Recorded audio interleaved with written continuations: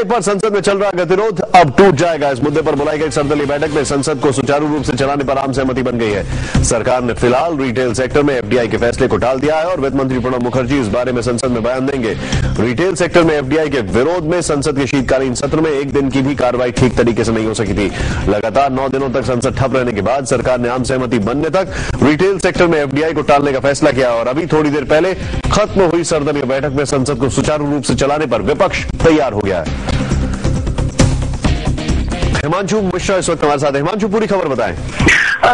देखिए, आज 9:30 बजे निशांत ऑल पार्टी मीटिंग बुलाई गई थी। एफडीआई को लेकर जो गतिरोध संसद के अंदर बना हुआ था उसको खत्म करने के लिए सरकार ने, और उस पर एक आम सहमति बनाई गई कि संसद चलनी चाहिए और एफडीआई पर जो है सभी राज्यों के मुख्यमंत्रियों से बात की जाए, उसके बाद एक कंसेंसस बनाया जाए, जिसके बाद जो है एफडीआई को आगे बढ़ाया जाएगा। तो इसको लेकर सभी विपक्षी पार्टियां और जो सरकार की सहयोगी पार्टियां थी जो एफडीआई का विरोध कर रही थी वो मान गए हैं। अब संसद आज चलेगी और उसको लेकर प्रणब मुखर्जी आज संसद के अंदर जो है वो एफडीआई पर एक बयान देंगे। दिल्ली के उन पार्षदों की तस्वीरें जो पैसे लेकर अवैध इमारतें बनाने में मदद करते हैं।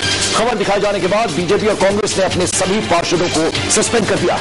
सस्पेंड होने वाले पार्षदों में 6 बीजेपी के और 2 कांग्रेस के। हमने आपको दिखाया कि कैसे ये पार्षद अवैध इमारत बनवाने के लिए खुलेआम लाखों की रिश्वत मांग रहे हैं। बीजेपी नेता विजेंद्र गुप्ता का कहना है कि ये कार्रवाई पार्टी के सभी लोगों के लिए मैसेज है और आगे भी अगर कोई भ्रष्टाचार में शामिल पाया गया, लिप्त पाया गया तो उसके साथ भी सख्त कार्रवाई की जाएगी। बीजेपी ने जिन पार्षदों को सस्पेंड किया उनके नाम अजीत सिंह टोकस, सत्येश्वरी देवी, सुभाष जैन, अनीता कोहली, मंजू गुप्ता और रवि प्रकाश है। इन सभी को IB-7 कोबरा पोस्ट के स्टिंग ऑपरेशन के बाद पार्टी ने सस्पेंड कर दिया।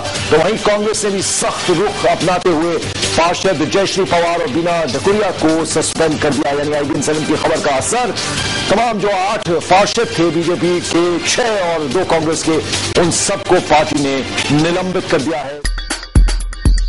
दिल्ली में अब रहना और गाड़ी चलाना दोनों महंगा साबित होने वाला है। दिल्ली विधानसभा में एमसीडी का बजट पेश हो गया है, जिसके मुताबिक हाउस टैक्स की दरों में इजाफा प्रस्तावित है, तो गाड़ी के रजिस्ट्रेशन और पार्किंग शुल्क में भी बढ़ोतरी का प्रस्ताव है।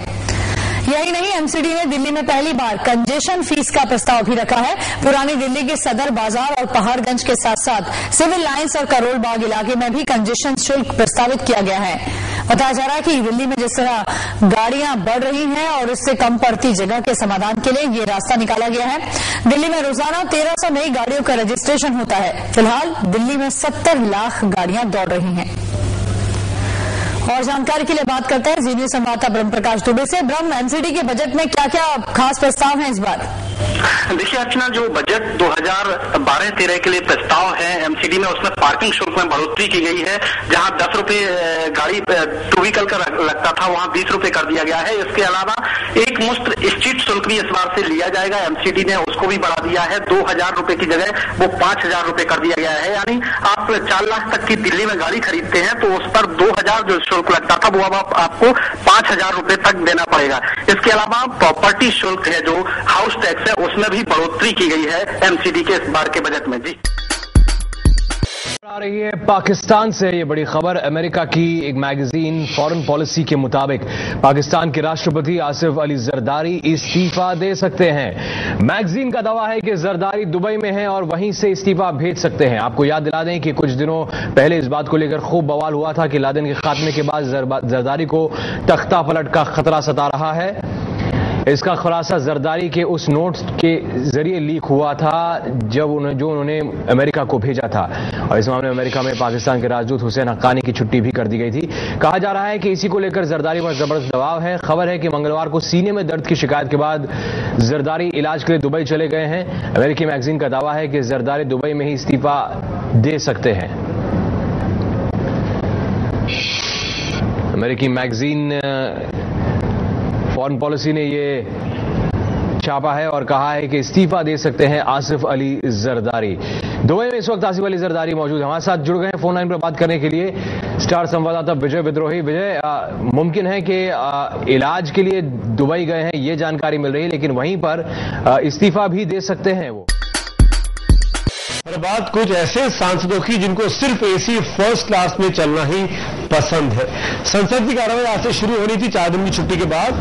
सांसद जो बिहार से, उत्तर प्रदेश से, वो दिल्ली लौट रहे थे और आपको दिखाते हैं राजधानी की खबरें जो पटना से आ रही थी। हमारे कुछ सांसदों को AC फर्स्ट की जगह AC 2 और AC थर्ड में सफर करना पड़ा तो वो गुस्से से बौखलाए, अपनी ऊंची हैसियत की दुहाई करने लगे। लेकिन साथ ही उन्हें यह एहसास भी हुआ होगा कि स्लीपर और जनरल में चलने वाला आम आदमी जो उनको चुनकर सांसद बनाता है वो कैसे सफर करता है। मामला है मुगल सराय का, जहां पटना राजधानी एक्सप्रेस ट्रेन की AC फर्स्ट की एक बोगी खराब होने की वजह से यूपी और बिहार के 22 सांसदों को AC 2 और AC 3 में यात्रा करनी पड़ी।